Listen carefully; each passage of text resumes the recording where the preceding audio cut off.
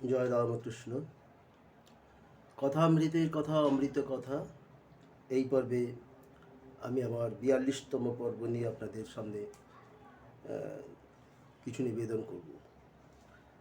আজকে শ্রীরামকৃষ্ণ কথামৃতের যে অংশটি পড়ব, সেখানে রয়েছে শ্রীযুক্ত বিজয়কৃষ্ণ গোস্বামী ও অন্যান্য ভক্তদের প্রতি ঠাকুর শ্রীরামকৃষ্ণের উপদেশ।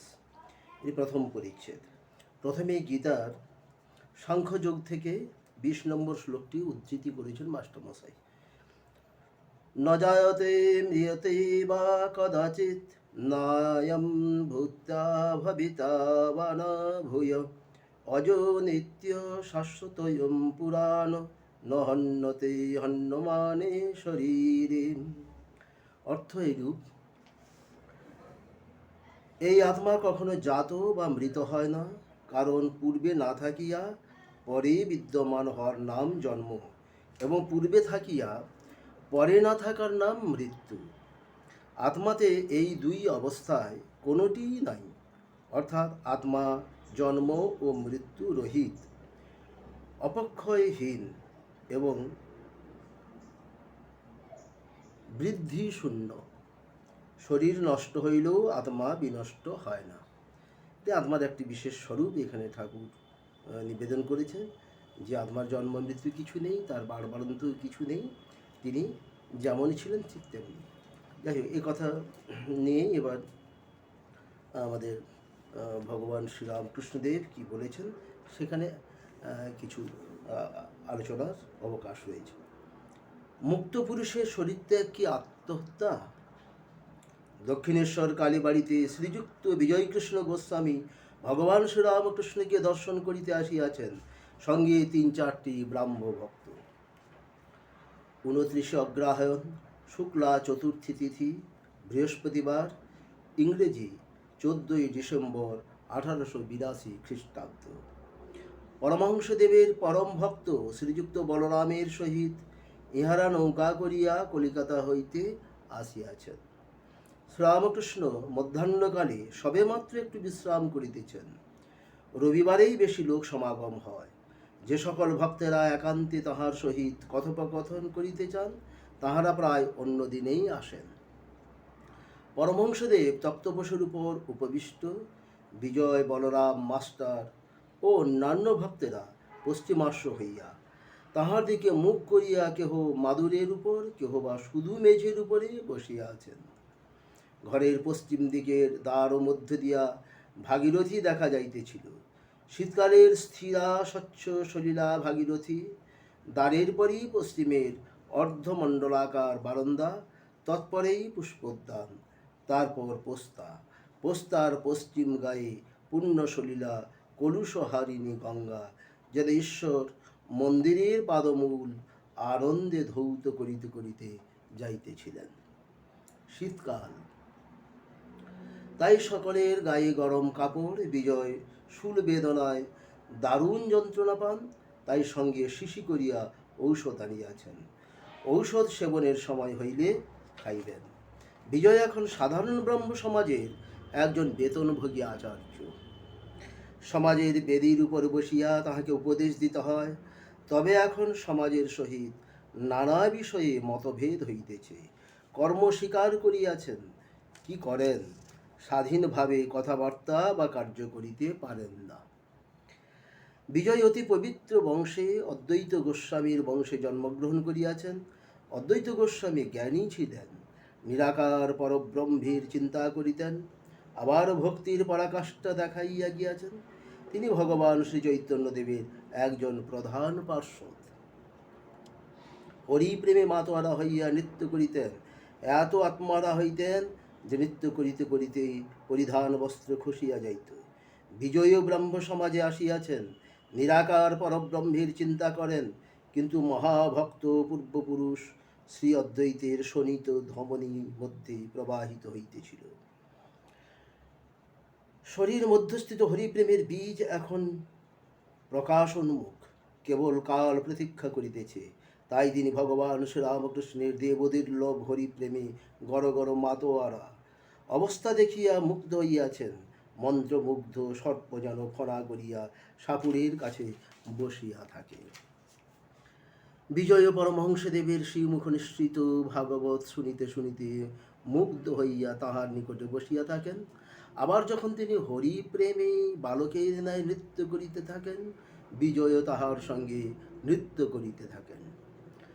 বিষ্ণুর এড়োদয়ে বাড়ি, তিনি গলায় খুর দিয়া শরীর ত্যাগ করিয়াছেন। আজ প্রথমে তাহারই কথা হইতেছে। যাই একটি বিজয় গোস্বামীর কথা হলো। বিজয় গোস্বামী অদ্বৈত গোস্বামীর, যে অদ্বৈত গোস্বামী প্রথমের দিকে গুরুদেবের মতোই ছিলেন চৈতন্যদেবের কাছে, তিনি বয়স অনেক বড়, তো কিন্তু শ্রী চৈতন্যকে তিনি অবতার হিসেবে মেনেছিলেন এবং তার মধ্যে সমস্ত লক্ষণ তিনি দেখতে পেয়েছিলেন এবং তিনি তার যে মিশন চৈতন্যদেবের হরিনাম বিলানো, তাতে তিনি যোগ দিয়েছিলেন এবং যে যে অবস্থা হতো তা আমরা দেখলাম।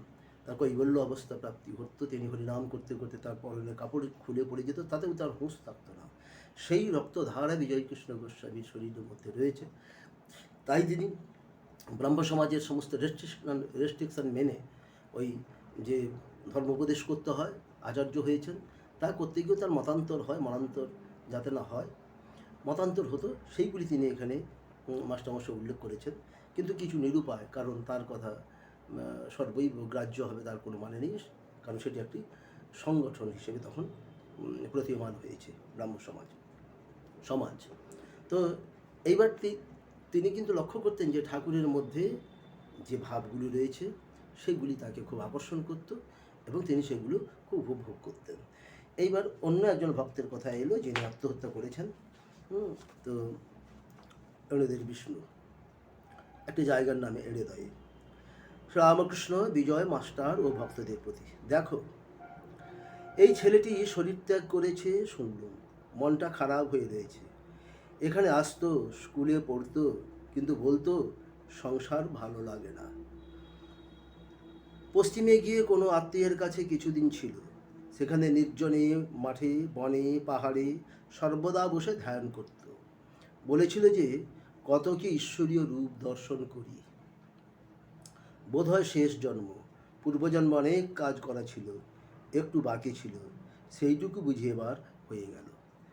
এইসব রূপদর্শন যাদের হয়, যাদের ঈশ্বরীয় দর্শন হয়, স্বপ্ন হয়, তারা অনেকে মনে করতে পারেন যে এটা বোধহয় মা কৃপা করছে। মা কৃপা তো করছেন বটেই, কিন্তু তার প্রাপ্তি যোগ থাকে, কারণ তিনি বহু জন্ম ধরে এগিয়ে রয়েছেন বলে এই লক্ষণগুলি তার মধ্যে এসে প্রস্ফুটিত হয়, বিকশিত হয়।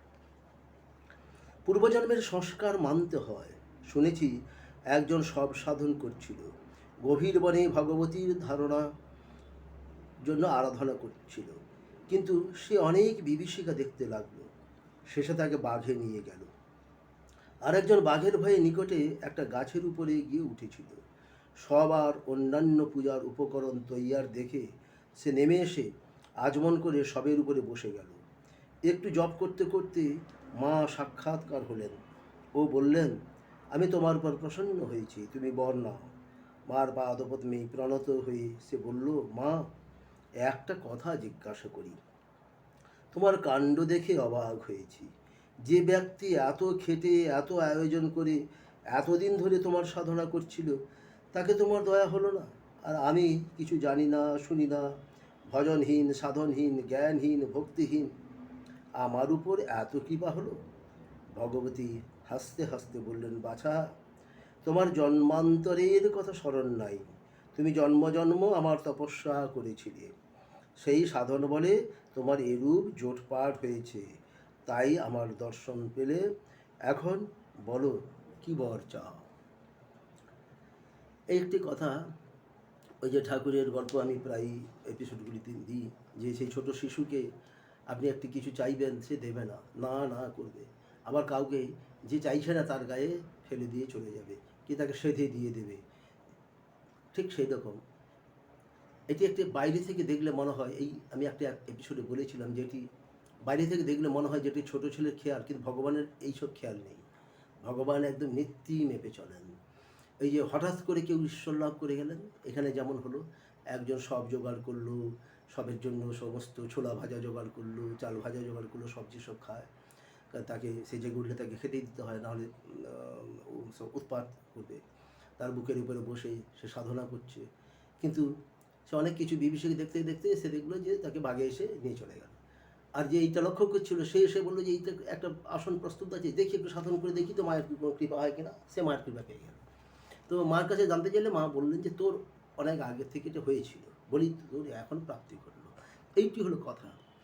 কিন্তু ঈশ্বরের যে ওই হঠাৎ কৃপা পাওয়া, হঠাৎ করে কৃপা পাওয়া, হঠাৎ করে কৃপা, আসলে সে এগিয়ে থাকে বলেই সেই কৃপা লাভ করতে সক্ষম হয়।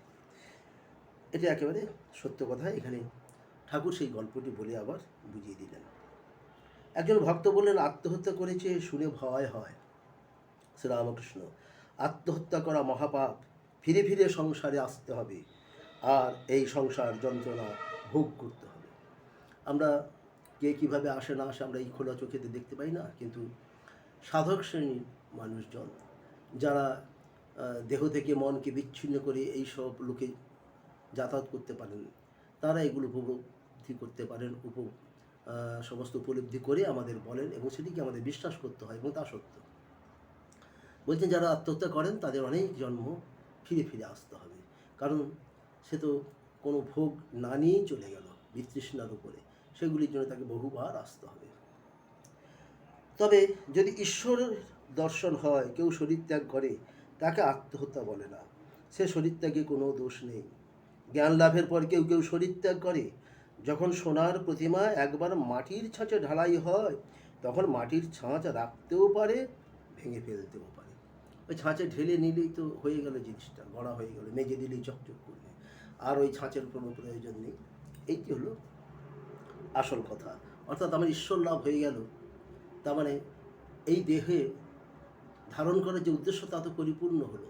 তাহলে এই দেহ থাকলেই কি আর না থাকলেই কি, ঠিক সেই রকম। অনেক বছর আগে বরাহনগরে একটা ছোকরা আসতো, উমের 20 বছর হবে। গোপাল সেন যখন এখানে আসতো তখন এত ভাব হতো যে হৃদয়কে ধরতে হতো, পাছে পড়ে গিয়ে হাত পা ভেঙে যায়। সে ছোকরা একদিন হঠাৎ আমার পায়ে মাথা দিয়ে বললে, আর আমি আসতে পারবো না, তবে আমি চললুম। কিছুদিন পরে শুনলাম যে শরীর সে ত্যাগ করেছে।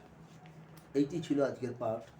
তো ঠাকুর দেখছেন যে খুব ভাব হতো, ঈশ্বরীয় ভাব নিয়ে যারা থাকেন, এমন একটা ছেলে ঠাকুরের কাছে আসতো অনেক দিন আগে। তো যখন ভাব হতো তাকে হৃদয় তাকে জাপটে ধরতো। তো তারপরে সে এক সময় ঠাকুরকে বললো যে আমি আর আসবো না। পরে ঠাকুর খোঁজ নিয়ে জানলেন যে তার শরীর ত্যাগ হয়েছে। অর্থাৎ ঠাকুর বলছেন যে তার শেষ জন্ম এটি। ঈশ্বরের ভাবে যারা এইভাবে মাতোয়ারা হয়ে থেকে থেকে শরীর ছেড়ে চলে যান, তাদের সে শরীর ত্যাগটা আত্মহত্যা নয়, সেটা বৈকুণ্ঠে যাত্রা, শিবলোকে যাত্রা, যাই বলি, যেমন হোক, যে যার কর্ম অনুযায়ী সেই স্তরে যান, সেটি হয়। অর্থাৎ আপগ্রেডেশন যে প্রশ্ন, আপগ্রেড নিয়েই তিনি যান, তো সেক্ষেত্রে কোনো দোষ নেই। যাই হোক, আজকে এই টপিকটি আপনাদের কাছে পড়লাম। আশা করি ভালো থাকবেন, ভালো আছেন, সবাই ভালো থাকবেন। জয় রামকৃষ্ণ। ভক্ত ভগবান ভাগবত শ্রী রামকৃষ্ণ কথামৃত কি জয়। ওম নিরঞ্জনম নিত্য অনন্তরূপম ভক্তানুকম্পাধৃত বিগ্রহং বৈ ঈশাবতারম পরমেশমিড্যম তম রামকৃষ্ণম শিরসা নমামি। জয় প্রভু, জয় প্রভু।